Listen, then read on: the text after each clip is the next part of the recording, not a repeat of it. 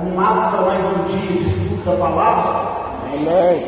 O pessoal que está chegando aí, né? O pessoal que está por lá para fora, vamos entrar para que nós possamos dar início. Vamos ficar de pé. Vamos estar orando ao Senhor nesse momento, antes de começar esse nosso período de adoração. Senhor, nós queremos, ó Pai, te louvar e queremos engrandecer o Teu nome nesta hora. Obrigado, Deus, por mais uma noite aqui na Tua presença. Obrigado, Deus, por mais um dia. Obrigado por mais uma vez estarmos aqui de pé na Tua presença para ouvir a Tua palavra e para crescer no conhecimento da Tua palavra, crescer na graça do Senhor nesta noite. Pai, eu oro para que o Senhor abra o nosso entendimento espiritual. Eu oro para que o Senhor possa colocar um desejo ardente no nosso coração nesta noite de receber, de aprender, ó Deus, mais do Senhor e de que isso se torne prática na nossa vida para que sejamos abençoados pelo Senhor. Eu oro, Pai, para que o Senhor possa tirar o nosso cansaço mental nessa hora de um dia de trabalho. Renova, Deus, a nossa mente, renova o nosso coração para que nós possamos entrar na Tua presença nesta noite e receber a porção, o alimento que o Senhor tem para nós nesta noite. Nós queremos Te louvar, Pai, por esse privilégio que temos, Pai, de receber e de aprender o Teu Evangelho, porque o Evangelho é o poder de Deus para a salvação de todo aquele que nele crê. E é nisso que nós estamos firmados, Pai. Então, que haja crescimento no nosso meio nesta noite, para a glória do Teu nome. Amém. Amém, igreja. Que nós possamos dar uma salva de palmas para esse Jesus maravilhoso. Aleluia.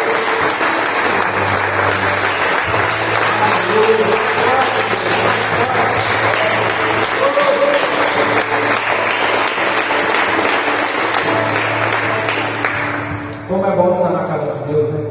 Como é bom louvar a presença do Senhor. O povo de Deus é um povo alegre. Igual o pastor falou, renova-nos, Senhor. Para que Deus venha nos renovar, trazer de volta as nossas forças, as nossas energias. Que essa palavra e esse louvor tomem conta do nosso coração, né? Como esse louvor fala, renova-nos, Senhor. Cante ali conosco e diga, renova-me, Senhor. Renova minhas forças, renova o meu ânimo, Senhor, para me Te louvar, para me Te buscar, para me Te adorar.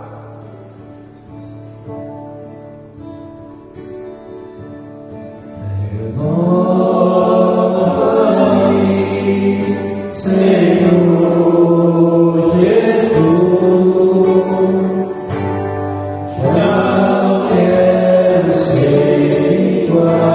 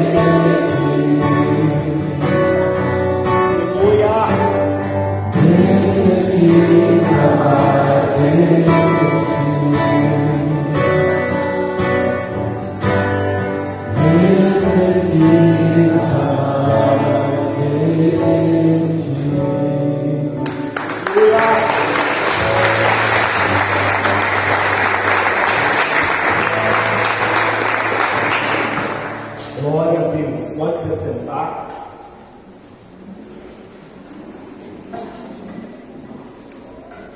E é por esse motivo que nós estamos aqui, porque nós reconhecemos que necessitamos mais de Deus, amém? Meu óculos só chega amanhã, gente, não diga luz aí pra mim. Vamos abrir Colossenses 2, Colossenses capítulo 2. Enquanto isso, eu quero saudar os irmãos que estão acompanhando em casa, no trabalho, através da página no Facebook.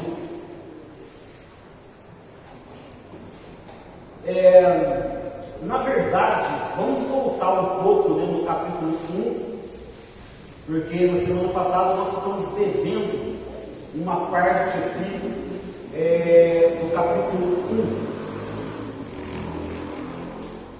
Amém? Abrindo aí. Quantos que não estavam aqui na quarta-feira passada, levanta a mão, por favor. Quantos não estavam? Ok? Nós começamos estudando na semana passada a carta de Paulo aos Colossenses. O que eu quero que você entenda é que nós vamos aqui nesse período de estudo, nesse culto de crescimento cristão, nós vamos estar estudando o Evangelho. Nós vamos estar estudando o Novo Testamento. E a palavra de Deus, como eu orei aqui, é que o Evangelho é o poder de Deus para a salvação de todo aquele que nele crê. Amém? E completo dizendo, primeiro do judeu, depois do grego, porque a princípio a salvação era para os judeus, mas depois ela chegou também aos gentios, através do apóstolo Paulo, cuja vida, né, nós vamos estar estudando aqui nesses evangelhos, inclusive aqui na carta aos Colossenses. Então eu gostaria que, já que você veio, graças a Deus a frequência está aumentando, já que você veio, proponha no seu coração de tirar o máximo proveito desse evangelho que traz salvação. O evangelho, ele é o poder de Deus para a salvação, mas não uma salvação lá no final da nossa vida para apenas nos levar para o céu. É uma salvação que nós começamos a experimentar a partir do momento que nós entendemos e tomamos conhecimento do Evangelho. O que é viver salvação? É você tomar posse de uma vida vitoriosa, de uma vida de uma fé inabalável, de uma vida onde há dificuldades sim, mas você tem a certeza e a convicção pela fé nesse Evangelho que Deus é o Deus que dá vitória. Amém? Então, não apenas acompanhe como se fossem coisas históricas, como se fosse conhecimento do passado que você está adquirindo, mas principalmente como aplicar isso hoje na tua vida e na igreja. Estava conversando semana de manhã, nós estávamos reunidos aqui, eu e o João Gustavo, na igreja, e a gente, em determinado momento, nós citamos algo terrível que estava acontecendo no passado na igreja de Tiatira.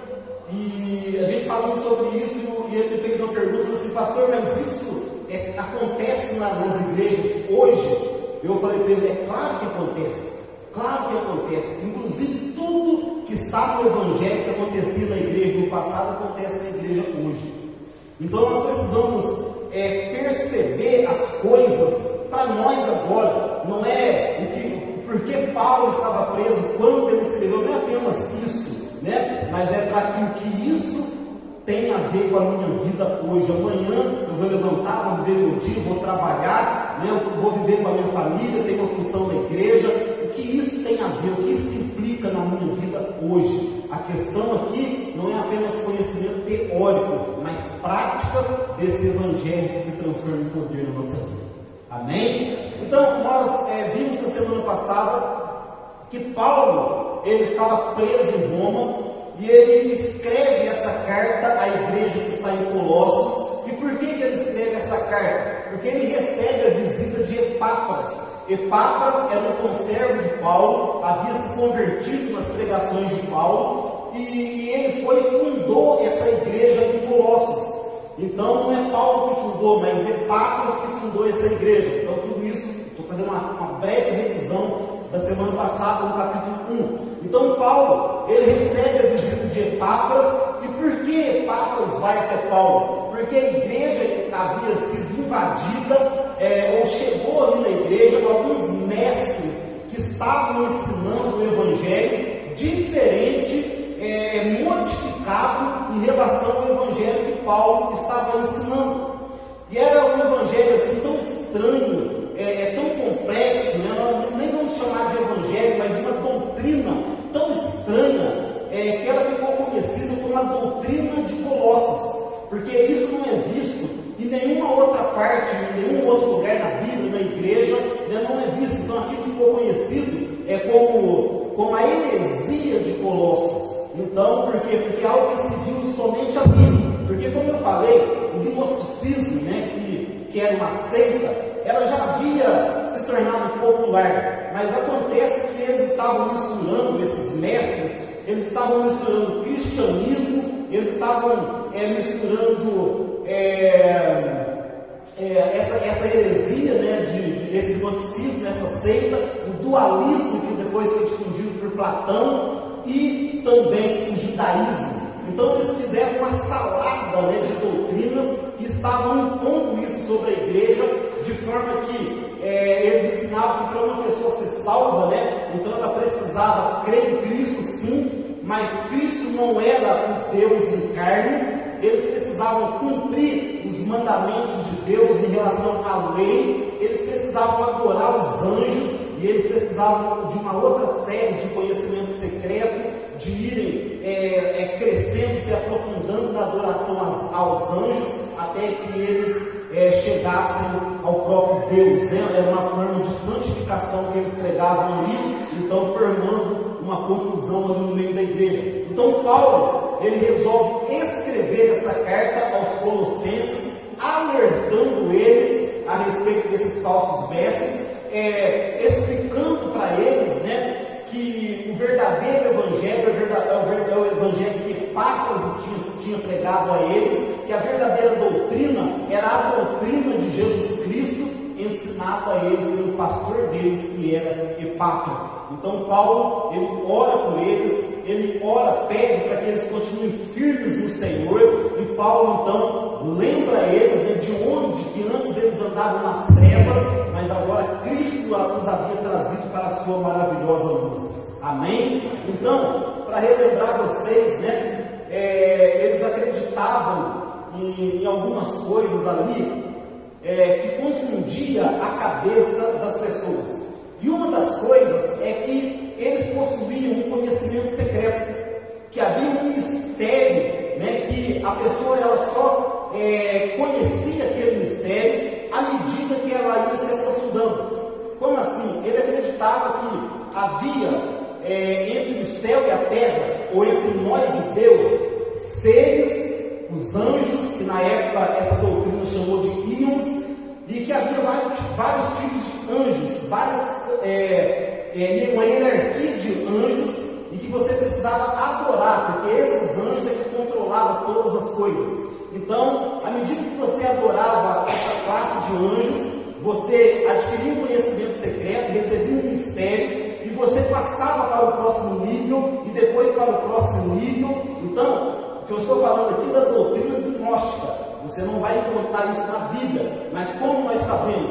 Através dos escritos, dos relatos, como eu expliquei para vocês na semana passada. Amém? Então, Paulo, aqui no final da carta, como nós não lemos, né, a partir do versículo 24, olha o que Paulo vai dizer aí no capítulo 1, versículo 24. Agora, alegro nos meus sofrimentos por vós, e completo no meu corpo o que resta das aflições de Cristo, em benefício do seu corpo, que é a igreja, da qual me tornei servo, de acordo com a convocação de Deus, que me foi outorgada para convosco, a fim de tornar completamente conhecida a palavra de Deus. Olha só o que ele vai falar agora no 26.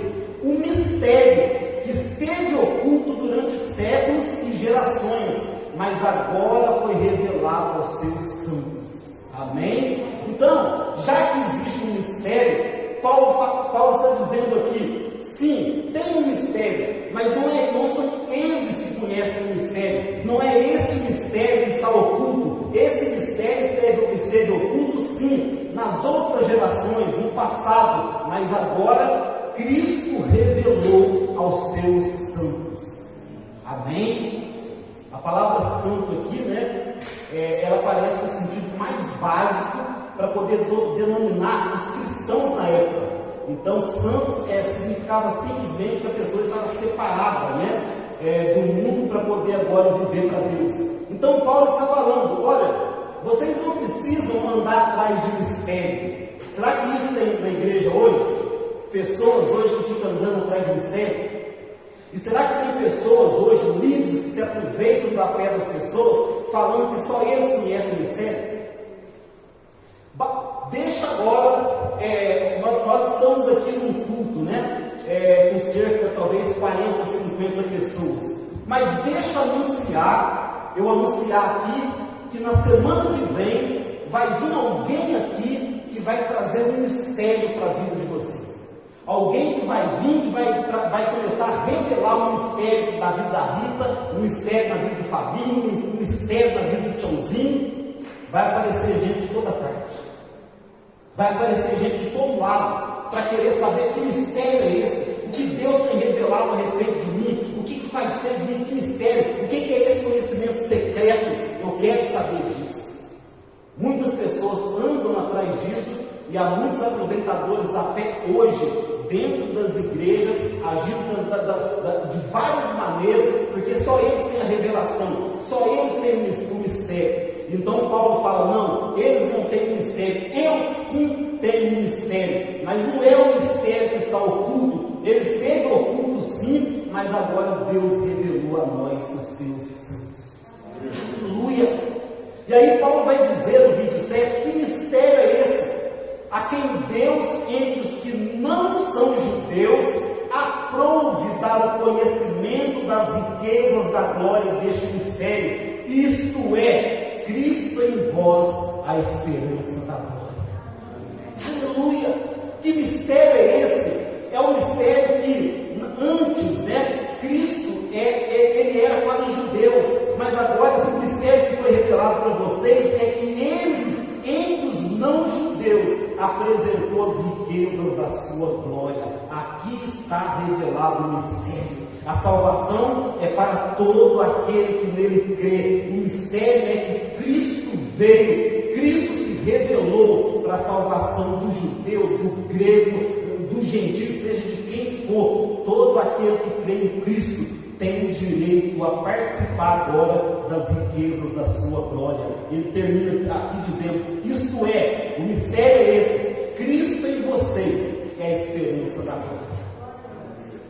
Cristo em nós é a esperança da vida eterna. E quando eu falei aqui na semana passada, esperança aqui não é esperança em português. Quando nós falamos esperança, quer dizer, pode ser uma coisa que aconteça ou que não aconteça. Não, esperança aqui é de algo que você está esperando, porque você sabe que vai acontecer. É certeza.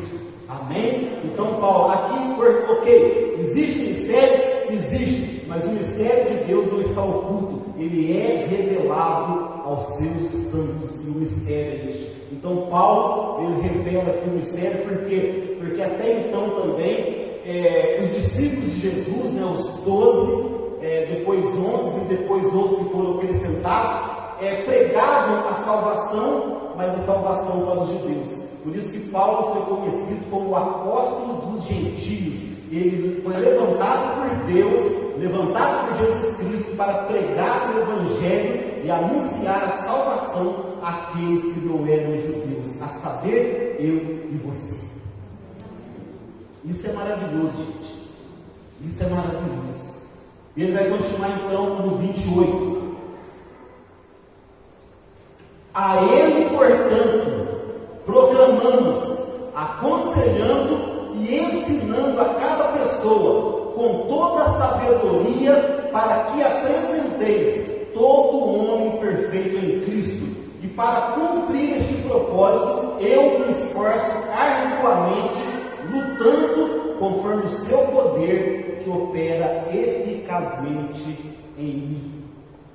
Glória a Deus. Vamos agora então no capítulo 2. Capítulo 2, eu vou ler do versículo 1 ao versículo 5 e depois vou parar alguns versículos comentando. Diz assim: então Paulo está continuando o que ele está ensinando, escrevendo ali aos Colossenses. Portanto, gostaria que soubesses como é grande a luta que enfrento por vós, pelos que estão em Laodiceia e por todos que ainda não me conhecem pessoalmente. Esforço-me a fim de que o coração deles seja animado, estando vós unidos em amor, e juntos alcancei toda a riqueza do pleno entendimento, para que possais conhecer perfeitamente o mistério de Deus, a saber, Cristo. Nele estão ocultos todos os tesouros da sabedoria e do conhecimento. Falo dessa forma para que ninguém vos engane com argumentos interessantes, porém falsos. Porquanto, apesar de estar fisicamente distante de vocês, estou convosco em espírito, e me sinto feliz ao verificar que estáis vivendo em plena ordem e como está firme a vossa fé em Cristo. Então preste atenção, no versículo 1, Paulo, ele está dizendo, como eu falei na semana passada, ele pede, que essa carta, depois que essa carta fosse lida na igreja de Colossos, que ela fosse lida também na igreja de Laodiceia, porque eram algumas igrejas que estavam ali naquela região, a igreja de Colossos, de Éfeso, de Herápolis e de Laodiceia, 4 cidades perto ali. Então essa doutrina herege tinha chegado ali em toda essa região. Então Paulo ele fala assim: olha, é grande a luta que eu enfrento por vocês. A palavra aqui para luta é agona, que é a mesma palavra de agonia. Então Paulo ele diz: olha, eu agonizo em luta por vocês. Eu oro tanto por vocês que eu entro em agonia, eu fico agonizando. Essa é a mesma palavra que era usada ali, que na época de Paulo tinha aquela luta dos gladiadores, lembra? Dos gladiadores, acho que é como se fosse o MMA de hoje, os gladiadores ali, aquela luta ali era chamada de agona, porque eles lutavam ali até a morte, então era muita agonia que eles passavam ali dentro daquele ringue. Então é a mesma palavra que Paulo está usando aqui: eu estou agonizando, eu estou lutando, porque quem ora sabe, há uma batalha no mundo espiritual. Então Paulo ele está dizendo: olha, no mundo espiritual eu estou tendo uma grande luta, uma grande batalha, eu estou agonizando por vocês, para que vocês possam permanecer firmes nesse evangelho que vocês receberam. Amém? E a gente vê a importância da intercessão nele, e eu falo, estou enfrentando essa luta por vocês que estão em Laodiceia também, é por vocês e por aqueles que estão em Laodiceia. Aí ele diz: esforço-me a fim de que o coração deles, ou seja, daqueles que estão em Laodiceia, sejam animados, estando vocês unidos em amor, e juntos alcancei toda a riqueza do pleno entendimento, para que possais conhecer perfeitamente o mistério de Deus, a saber, que mistério é esse? Que fala aí no versículo 2, Cristo. Qual é o mistério de Deus, gente? Pode responder, vocês conhecem o mistério. Qual é o mistério de Deus? Cristo. Não há uma nova revelação, não há um novo mistério a ser revelado. Tudo que Deus tinha para revelar, Ele revelou aos seus profetas, Ele revelou aos seus discípulos. Está tudo aqui, não tem nada novo por acontecer, não tem nada novo para ser revelado. Tudo que Deus arquitetou, todo o plano de Deus é perfeito, que Ele arquitetou desde quando Ele resolveu criar o mundo, antes da fundação do mundo, antes de criar o homem. Deus estabeleceu um plano e Ele revelou aos seus santos. A Bíblia fala que Deus não faz nada sem revelar aos seus santos profetas no Velho Testamento. E agora Ele diz que no passado Ele falou pelos profetas, mas agora Ele fala através do seu Filho, Jesus Cristo, que é a própria palavra, que é o próprio Evangelho. Não fique aguardando, talvez vai haver uma nova revelação, talvez vai ter um mistério ainda para ser revelado, algo vai acontecer. Não, todo mistério Bíblia. Se eu subir aqui e disser que eu recebi uma revelação de Deus que já não esteja no Evangelho, me considere como herege. Me considere como herege. Toda revelação, todo mistério está contido aqui na Bíblia. A palavra é essa, o Evangelho é esse. Nós sempre temos falado aqui que ele se renova. Se eu posso vir aqui e pregar uma palavra em João 3,16, o presbítero Joãozinho vir pregar diferente, o presbítero Marcinho vir pregar diferente, o Silmara vir pregar diferente, vai ser, cada um vai ter uma revelação, mas toda revelação que já contém no Evangelho, nenhuma revelação nova. Amém? É muito importante você saber disso. É muito importante você não ser enganado. É muito importante. Esses mestres aqui, como é hoje, eles estavam enganando as pessoas, falando que só eles têm o mistério, que só eles têm o conhecimento, a fim de tirar vantagens financeiras naquele tempo, como também é no tempo de hoje. Só eu conheço o mistério, só eu tenho a revelação. Aqui sim, na tua igreja você não consegue isso, na sua igreja não tem cura, na tua igreja não tem esse conhecimento, mas aqui nós temos esse conhecimento, nós temos o mistério, nós temos a revelação. Era isso que eles estavam fazendo ali na igreja de Colossos. E Paulo então está falando: eu oro, eu agonizo em oração para que vocês entendam esse verdadeiro mistério, que é Cristo em vocês, a esperança da glória. E aí no versículo 3 ele vai falar, olha só: nele estão ocultos todos os tesouros da sabedoria e do conhecimento. Glória a Deus, porque quando nós falamos na semana passada, o que eles estavam ensinando? Eram duas palavras, né, que era sofia, sabedoria, e gnose, conhecimento. Que você precisava disso para poder ir se progredindo e atingir até que, adquirindo através do conhecimento secreto, através da adoração aos anjos, até que você pudesse evoluir até chegar até Deus.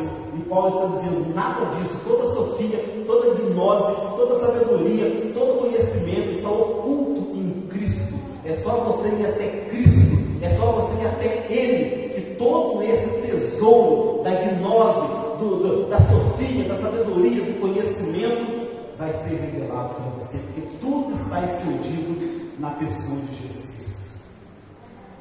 Amém? Aí no versículo 4 ele disse: por que ele está falando assim? Olha só, gente, olha aqui, presta atenção aqui. Por que Paulo está sendo tão enfático? Toda sabedoria, todo conhecimento, tudo está escondido em Cristo. Ele vai explicar no versículo 4, onde ele diz assim: falo dessa forma para que ninguém vos engane com argumentos interessantes, porém falsos. Falo dessa forma, deixo bem claro para vocês, para que ninguém engane vocês com palavras interessantes, porém falsas. Palavras interessantes, argumentos falazes, outras traduções dizem aí, aparência de sabedoria, porém falsos. Essa palavra aqui vos engane, tem algumas traduções que dizem que ninguém vos enrede. Alguém está com essa tradução? No versículo 4, ninguém vos enrede. Todo mundo está com a tradução mais moderna, né? Igual eu, né? Mas a tradução, tem uma tradução que diz que ninguém vos enrede, né? Com esses argumentos. Aqui, ele está usando o que ele está falando, ninguém vos enrede. Enredar era o que? Era na época de Paulo, pequenas armadilhas que eram usadas ali, feitas com rede, para poder pegar pequenos animais e aves, né? Então Paulo está falando que quando um pássaro, quando um pequeno animal cair naquela armadilha, ele é então enredado, ou seja, ele é envolvido por aquela rede. E é isso que Paulo usa aqui, que ninguém prenda vocês, que vocês não caiam nessas armadilhas de argumentos que parecem interessantes, que têm aparência de sabedoria, mas que são falsos, porque não estão de acordo com o verdadeiro Evangelho. E nós temos que tomar muito cuidado com isso. Hoje, amém? Hoje, nós precisamos tomar muito cuidado com isso. Aqui não tinha palavras no Facebook, não tinha palavras no WhatsApp, não tinha palavras no Instagram. Então imagine o tamanho do problema que nós temos hoje. Antes a palavra precisava ser pregada pelas pessoas fisicamente, ou através de cartas escritas. Hoje não. Hoje eu pego aqui e eu tenho uma palavra. Eu tenho alguém trazendo conhecimento, alguém trazendo uma sabedoria, alguém trazendo uma palavra que talvez, assim como o gnósticos, tem 90% de verdade. 90% de verdade, mas num ponto ela destrói toda a doutrina. Precisamos tomar muito cuidado com isso. Argumentos interessantes. Mais para frente nós vamos ver um pouco mais sobre isso quando Paulo vai falar a respeito das tradições humanas. Aí Paulo vai dizer, no versículo 5: porquanto, apesar de estar fisicamente distante de vocês, estou com vocês em espírito, e me sinto feliz ao verificar que estáis vivendo em plena ordem e como está firme a vossa fé em Cristo. Então Paulo, ele faz aqui um elogio àquela igreja, porque eram poucos ali que estavam sendo seduzidos por essa nova doutrina, que estavam dando ouvidos por esses falsos mestres, eram poucos. Então Paulo, eu não estou ali presente fisicamente, mas vocês nem me conhecem, mas o meu espírito está com vocês.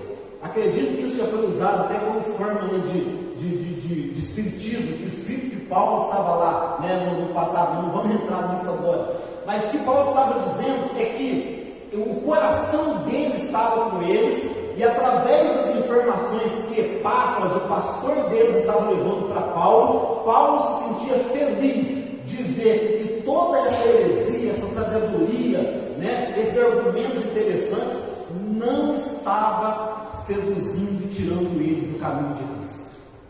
Amém? E esse é o meu desejo para a igreja, para nós nesse tempo, que a gente possa, né, adquirir esse conhecimento verdadeiro, para que não possamos cair nessas armadilhas que têm aparência, que são interessantes, mas que na verdade não servem para nada, a não ser anunciar a verdade. Vamos lá, agora Paulo vai começar a falar a respeito do legalismo. Será que tem legalismo dentro das igrejas hoje ou não? O que vocês acham? Muito, né? Aqui Paulo está falando lá no primeiro século depois de Cristo. O que dizer hoje, 21 séculos depois? A mesma situação ou pior. Versículo 6: sendo assim, da mesma forma como recebeste a Cristo Jesus, o Senhor, andai nele. Então olha o que Paulo está falando. Como que vocês receberam a Cristo? Foi pela fé, né? Tomando posse da graça do Senhor, crendo nele, no poder dele. Então, assim como vocês receberam, continue andando nele. Vocês receberam, continue andando na presença dele. No 7: tendo sido alicerçados e edificados nele, firmados na fé, como fostes instruídos, para que transbordeis em ações de graças a Deus. Amém? E aí ele está falando assim: vocês foram, outra tradução diz, vocês foram radicados, ou seja, vocês, ali é a expressão de uma árvore e de uma raiz. Então ele compara que vocês foram radicados, ou seja, vocês é como uma árvore cuja raiz de sustentação é Cristo. Uma árvore não pode ter vida se não estiver radicada, se não estiver na raiz. Uma árvore sem raiz, ela morre. Então o que ele está querendo dizer com radicados é: da mesma forma, vocês não estiverem fundamentados, enraizados em Cristo, vocês morrem espiritualmente. Aí ele diz alicerçados, né? Ou edificados. Da mesma forma, um prédio, se não tiver sustentação, que é Cristo, a igreja, nossa vida, né, como um prédio, se não estiver baseado nos alicerces por Cristo, nós não conseguimos ficar de pé. Então Paulo está dizendo isso para eles: não desviem disso, porque senão vocês vão morrer espiritualmente e vocês não vão conseguir ficar de pé. Aí ele diz: tende muito cuidado. olha só, gente, estou falando isso para vocês aqui faz tempo. Tende muito cuidado para que ninguém vos escravize a vãs e enganosas filosofias que se baseiam nas tradições humanas e na falsa religiosidade deste mundo e não em Cristo. Então, olha só, tome muito cuidado para que ninguém possa escravizar vocês, trazendo e impondo sobre vocês tradições humanas que têm aparência de santidade, mas que não tem nada a ver com Cristo, aparência de religiosidade, mas que não tem nada em Cristo. Sabe o que? Tradições humanas, doutrinas humanas, entende? Coisas que são impostas sobre a igreja, que escravizam as pessoas, mas que não tem nada a ver com o Evangelho de Cristo. Então ele está falando, toma cuidado com isso, para não ficar preso em uma falsa religiosidade.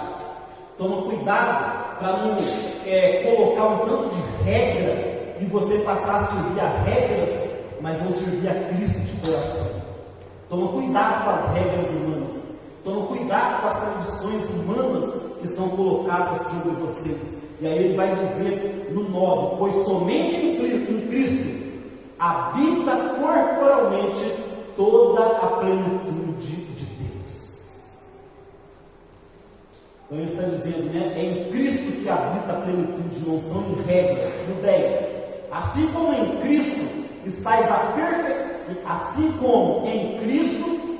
aperfeiçoados, Ele é o cabeça de todo poder e autoridade. Aqui ele está falando de todo principado e potestade.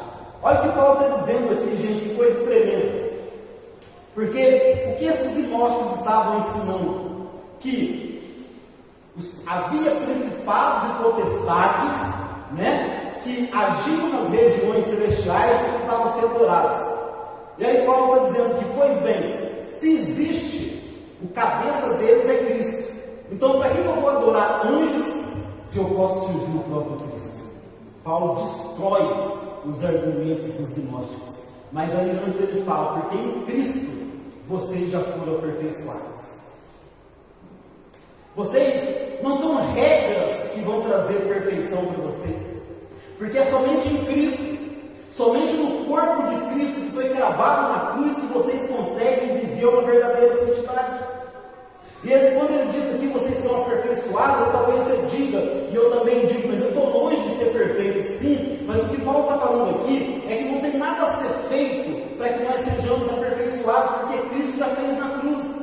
Então o que ele está dizendo é a perfeição em 3 fases. Primeiro, nós somos justificados do pecado, porque por nós mesmos nós jamais poderíamos ser justificados. Então, através de Cristo, nós fomos justificados do pecado. Agora, nós estamos sendo libertos do pecado, que é o processo de santificação. E um dia, nós seremos libertos da presença do pecado. E aí, a salvação, a perfeição estará completa. Mas o que ainda precisa ser feito? Nada. Cristo foi feito na cruz do Calvário. Basta eu andar nele para que eu possa estar dentro desse processo de santificação que está nisso. Eu já fui justificado, eu agora estou sendo liberto do domínio do pecado. O pecado está gradativamente deixando de exercer domínio sobre a minha vida. Isso é santificação, né? Aquele que está em Cristo, nova criatura é. Então eu vou deixando o pecado, vou entrando nesse processo de santificação, mas isso só vai estar completo quando eu não estiver mais na presença do pecado. Amém, gente? Porque antes nós vamos sofrer tentações, o pecado, né? A Bíblia diz que o pecado nos assedia, nos rodeia todo o tempo, e nós precisamos então, dentro desse processo de santificação, e sendo libertos do domínio do pecado. Né? Quando nós estávamos conversando aqui de manhã, o pecado agora na minha vida não me domina mais, mas ele acontece como se fosse um acidente. Você vai sair de carro, eu vou pegar o meu carro aqui para ir embora, e aí eu vou tomar todo cuidado, porque ali tem uma placa de pare, e aí eu preciso parar, eu preciso olhar, será que não vem carro daqui, será que não vem carro dali, porque se vier um carro eu vou bater, eu tenho que tomar cuidado, será que não tem uma criança atravessando a rua, será que tem uma criança que dá um passeio, não vai correr no meio da rua, vai acontecer um acidente, e eu tenho que prestar atenção, e eu tenho que dirigir devagar. Então, quer dizer, todo cuidado para que não aconteça um acidente. Mas mesmo com todo cuidado, uma hora você acaba sofrendo um acidente, mas você não planejou. E depois que você sofre aquele acidente, aí o cuidado que você tomava, você vai redobrar. Eu sofri, quem já bateu o carro aí, né? Depois que você bateu o carro, aí você passou a tomar tudo quanto é cuidado mesmo para não bater novamente. Assim é o pecado na vida do cristão. Eu vou tomar tudo que eu puder fazer para evitar um acidente, eu vou fazer.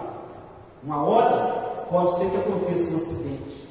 Pode ser que aconteça. Vocês viram um vídeo do Adriano, do nosso irmão Adriano, marido da Debrinha lá, bateu o carro. Ele estava indo tranquilo, na mão dele, tomando cuidado. De repente, do nada surgiu o carro, bateu nele, não pôde fazer nada. Não pôde fazer nada, teve culpa nenhuma, né? De repente aconteceu. Assim é o pecado na vida do cristão. Então nós estamos sendo libertos do domínio do pecado. O pecado que antes me dominava, já não me domina mais. Um dia eu vou ser livre da presença do pecado, porque no céu, para onde eu vou, para onde nós vamos, para onde a igreja vai, não habita mais o pecado. E aí a nossa santificação vai estar completa e nós seremos então perfeitos. Então é isso que Paulo está rebatendo os argumentos gnósticos, os argumentos daquela doutrina que dizia que nós precisávamos, alcançar a perfeição enquanto nós vivemos, que nós deveríamos sacrificar, o nosso corpo, maltratar o nosso corpo, para que nós pudéssemos então estar buscando a santificação. Aí no 11 diz assim: nele também fostes circuncidados, não por intermédio de mãos humanas, mas com a circuncisão feita por Cristo, que é o despojar da carne pecaminosa. Isso aconteceu quando foste sepultados com ele no batismo, e com ele foste ressuscitado mediante a fé no poder de Deus, que o ressuscitou dentre os mortos. E a vós outros que estavam mortos pelas vossas transgressões e pela incircuncisão da vossa carne, vos deu vida juntamente com ele, perdoando todos os vossos pecados. Então Paulo aqui novamente agora está rebatendo os gnósticos. Por quê? Porque essa doutrina estava ensinando o judaísmo, a prática da lei. E o judaísmo, ele baseava, era basicamente três coisas: a circuncisão, que era cortar o prepúcio do órgão sexual masculino do menino, como sinal de pertencer a Deus. Então isso era a circuncisão. Então eles estavam dizendo isso lá, ensinando naquele tempo: olha, vocês têm que ser circuncidados. Também, nós vamos ver aqui Paulo rebatendo, consistia em não comer certos tipos de alimentos e em guardar certos dias, como o sábado, como também continuar celebrando as festas religiosas que havia no Velho Testamento. Então isso é do ritual judaico. Então Paulo começa a rebater o primeiro aqui, que era a questão da circuncisão, dizendo: não é necessário mais circuncisão, porque vocês já foram circuncidados em Cristo quando vocês o aceitaram, porque ele já morreu, quer dizer, ele já sacrificou o corpo dele. Nós não precisamos sacrificar o nosso, porque ele já sacrificou o dele, e nós, através do batismo, nós nos unimos a ele, ou seja, a circuncisão está substituída pelo batismo nas águas. Então havia um ritual de circuncisão, não, agora existe um simbolismo do batismo, não mais a circuncisão. Amém? Vocês conseguem entender isso? Então Paulo, ele rebate esse argumento aqui judaizante, E aí ele diz assim no 14: e cancelou a escrita de dívida que consistia em ordenanças e que nos era contrária. Ele a removeu completamente, pregando ela na cruz. Aleluia! O escrito de dívida já foi cancelado. Agora, que escrito de dívida era esse? Será que era um livrinho que Deus tem lá no céu, e escrito todos os meus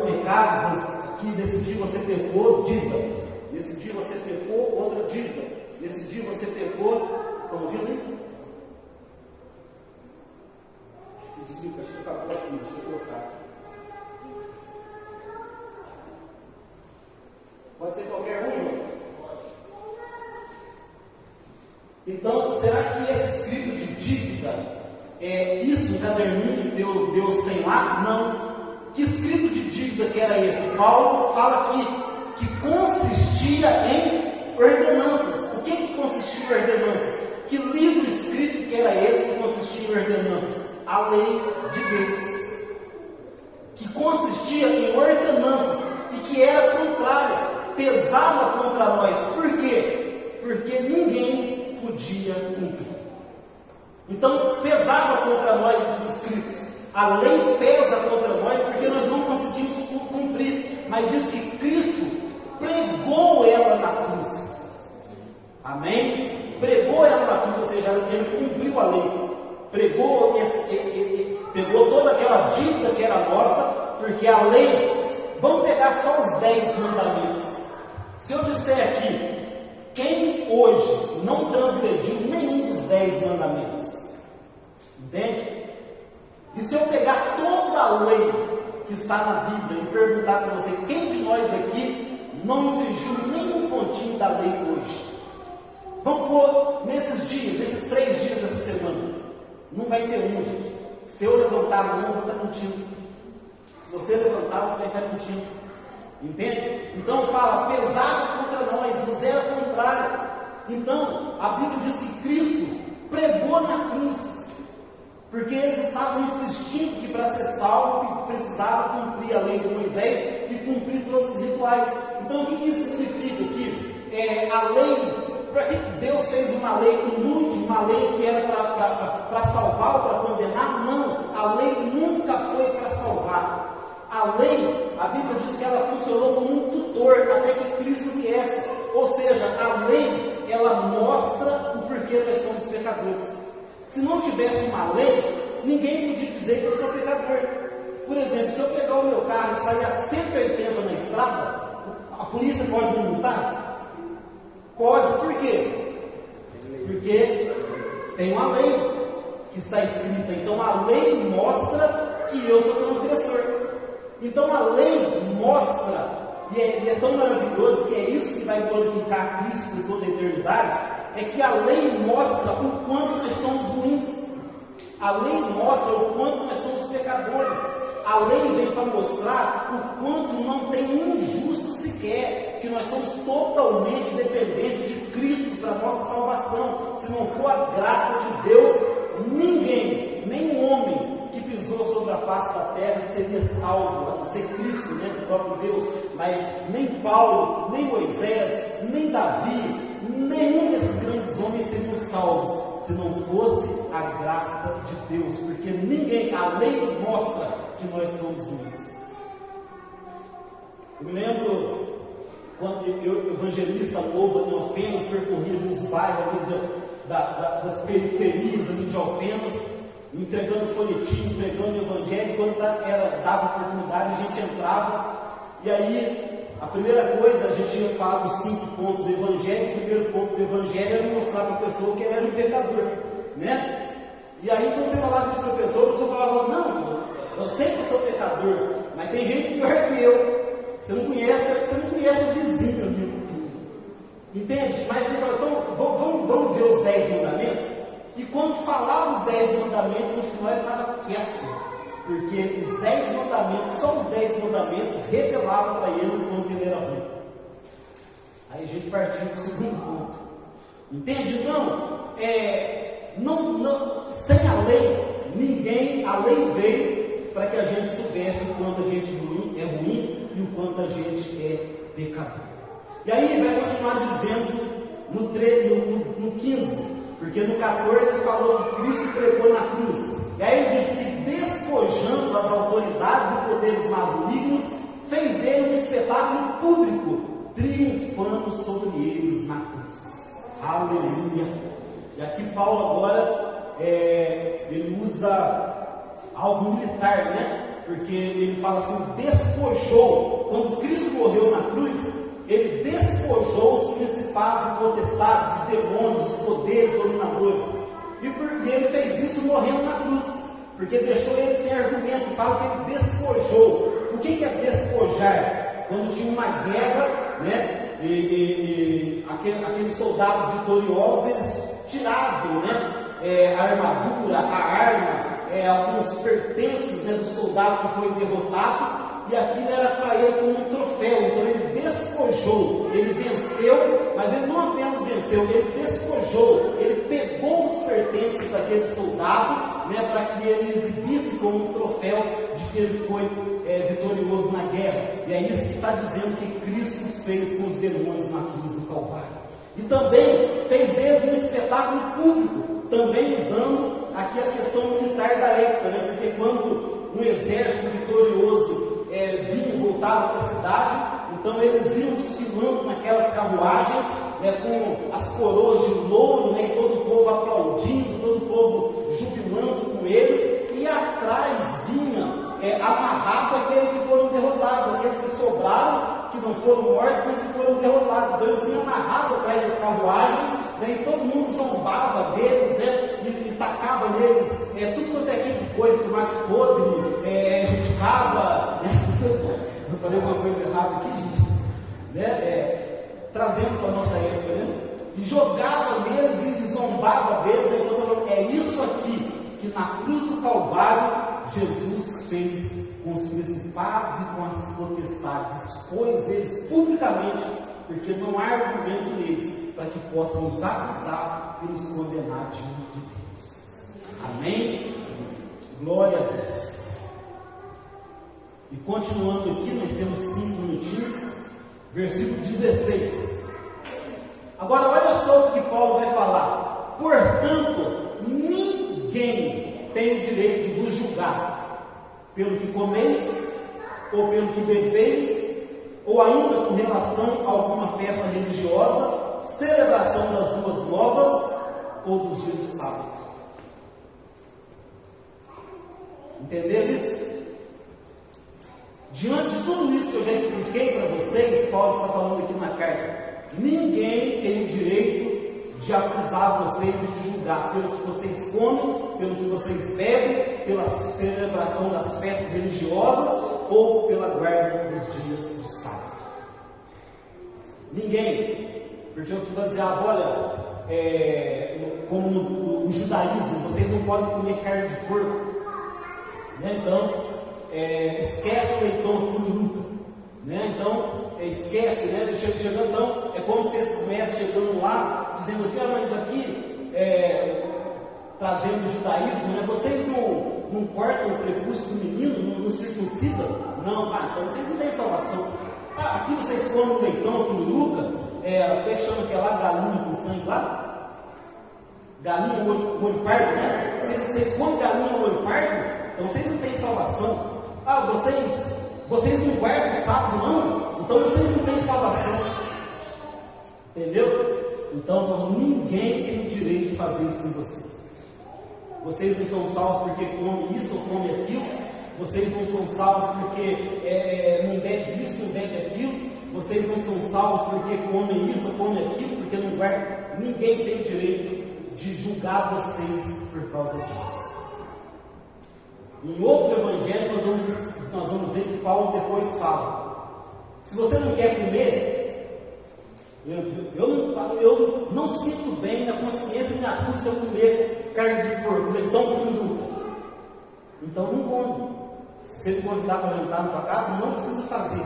Não precisa fazer galinha no molho pardo, mas não critica aquele que come. Não julgue aquele que come. Pastor, não, eu acho por bem guardar o sábado, eu quero guardar o sábado, eu me sinto bem guardando o sábado. Ok, você não está pecando de guardar o sábado, mas não julgue aquele que não guarda. Está entendendo, gente? Então Paulo está falando aqui que ninguém tem o direito de impor sobre vocês essas tradições religiosas do judaísmo.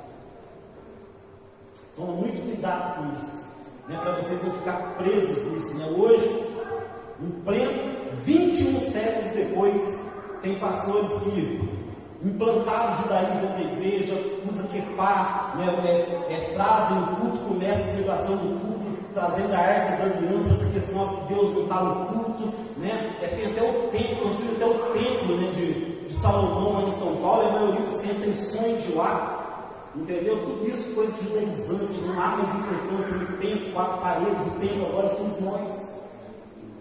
Entende? Então, Paulo fala: ninguém julgue, ninguém prenda vocês com essas tradições que têm aparência de religiosidade só tem aparência. Aí, olha o que ele vai dizer no 17: esses rituais são apenas sombra do que haveria de vir. A realidade, todavia, encontra-se em Cristo. Aleluia! Olha o que ele está falando. Então, essas coisas, esses rituais, essas celebrações, essas regras, né, era apenas uma sombra daquilo que haveria de vir, mas agora ele já veio e tudo encontra-se nele. Você quer ser santo? Vá até Cristo. Você quer ter uma verdadeira religião? Vá até Cristo. Não ponha regras. Não ponha regras. Entende? Não adianta. Olha, nada pode fazer de você uma pessoa santa a não ser você ir até Cristo. Aí ele vai dizer no 16: não aceiteis que alguém seja árbitro contra vós, fingindo humildade ou culto a anjos, olha só, fundamentando-se em visões, ostentando a inútil arrogância do seu conhecimento carnal. Já viu pessoas arrogantes? Aqui eu tenho mistério, eu tenho revelação. A maioria das heresias da seita surgiram porque alguém teve uma revelação. Sabiam disso? Um dia, um pastor de cabras, chamado Mohammed, ele entrou numa caverna e disse que ali ele recebeu uma revelação de Deus. Que Deus falou com ele que Deus tinha revelado 2 coisas que estavam escritas na Bíblia, que o judaísmo, aliás, ele disse que o judaísmo e o cristianismo eram apenas 2 revelações de Deus para a humanidade, que tinha uma terceira, que Deus iria revelar para ele essa terceira. E aí ele gravou tudo o que foi dito para ele nessa revelação que ele teve, que ele não sabia escrever. Ele passou para um colega dele, o colega dele escreveu, nasceu o Alcorão. Nasceu o Alcorão. O que é o Alcorão? É a Bíblia dos muçulmanos. A religião que mais cresce no mundo e engana pessoas. Porque alguém teve uma revelação fora do Evangelho. Um dia um jovem chamado Joseph Smith, ele disse que teve uma revelação de que, na verdade, Cristo tinha falhado na sua missão e que Deus iria revelar a ele e dar a ele uma nova revelação de uma nova missão para esses últimos dias. E aí ele fundou a Igreja dos Santos dos Últimos Dias. O que é isso? Mormonismo. Uma religião que tem crescido muito também. Se eu for continuar falando aqui, né, de tantas revelações e visões que as pessoas tiveram, e daí surgiram seitas que desviaram milhões de pessoas do verdadeiro Evangelho. Então Paulo está falando: cuidado com visões, cuidado com revelações, cuidado com pessoas tendo visões. Olha, eu tive visão disso, olha, Deus me falou isso, eu tive visão daquilo outro. Toma muito cuidado com isso, muito cuidado. A Bíblia fala que no passado Deus nos falou através dos profetas, e hoje Ele nos fala através de Jesus Cristo. Deus no passado falou através dos profetas, hoje Ele fala através de Jesus Cristo. Ninguém mais tem outra revelação que possa ser útil para a tua vida. Você consegue entender? Eu sei que isso está confrontando algumas pessoas aqui, porque a gente gosta disso. A gente gosta disso. Eu quero que alguém me revele. Uma vez uma pessoa veio aqui e alguém apresentou essa pessoa tal, depois a pessoa falou, disse com o membro da nossa igreja, mas nessa igreja não tem revelação, não vi ninguém revelar ninguém, não teve revelação. E aí a pessoa falou, não, acho que não. A pessoa também era novo convertido e falou, então Deus não está aqui. Porque Deus está aqui para essa pessoa. Se eu chegar na Sirlei e falar, Sirlei, Deus me mostra revelação, revelação, revelação. Você precisa de uma? Escute as pregações que saem desse altar. Essa é a verdadeira revelação da tua vida. Você precisa de uma revelação? Escuta os verdadeiros homens e mulheres de Deus que pregam o Evangelho genuíno. Você não precisa de outra revelação. Era tão duro para um profeta, quando ele tinha que trazer uma profecia no Velho Testamento. Era tão duro para um profeta, era motivo de dor para um profeta, sofrimento para um profeta, quando ele tinha que ir até alguém para dar uma profecia. Hoje, tem pessoas que têm uma profecia para cada um. Todo dia tem uma profecia para cada um. Toma muito cuidado com isso. Olha o que vai dizer em 18. Quem são essas pessoas que fazem isso? Quem são essas pessoas que vêm cheias de revelações e visões? Trata-se, pois, de uma pessoa que não está unida à cabeça, a partir de qual todo o corpo, sustentado e unido por seus ligamentos e juntas, efetua o crescimento concedido por Deus. Quem são essas pessoas que estão vindo com visões, com revelações, trazendo uma nova doutrina, tentando enganar vocês? São pessoas que não estão unidas à cabeça. E que nós falamos semana passada, quem é o cabeça da igreja? Cristo. Nós somos os seus membros, a parte, o restante do corpo. Todos aqueles que querem fugir desse evangelho é porque não estão unidos, ligados àquilo que é o cabeça. Porque todo o corpo, quando está unido à cabeça, ele vai crescer. O crescimento que só Deus pode conceder. Existem pessoas que ficam atrás de bens, correndo atrás de bens, correndo atrás de revelação, correndo atrás de milagre, correndo atrás de tanta coisa, e ficam andando em círculos na vida. E aqui está falando do verdadeiro crescimento. É quando nós, como membros, estamos ligados no corpo, em obediência ligados à cabeça, em obediência à cabeça. A minha mão só vai mexer se a cabeça mandar ela mexer. O meu pé só vai dar um passo se a cabeça mandar ele dar um passo. A minha boca só vai abrir se a cabeça mandar ela abrir. Assim funciona o nosso corpo. Todos os comandos do teu corpo vêm da cabeça.